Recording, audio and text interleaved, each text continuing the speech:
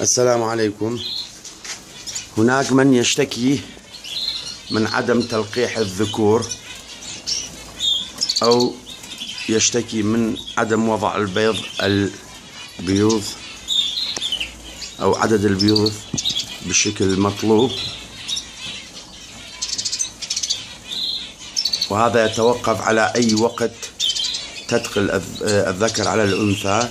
هذا الذكر من إنتاجي 2012، وهذه النسية إنتاج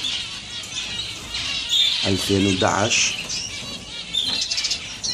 يعني أعمار نحاول نعرف إن كان بيوض ملقح. هاي ملقح، وهاي أيضا ملقح، هاي أيضا الحمد لله. هاي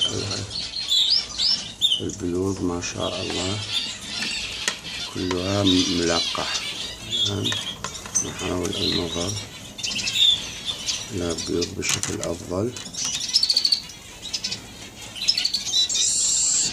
كما نلاحظ البيوض جميعها ملقح، وهاي البيوض ليس مثل ما يفعل البعض، مع احتراماتي، يشيل البيوض الملقحة من الأقفاص الأخرى ويضعه تحت أنثى واحد.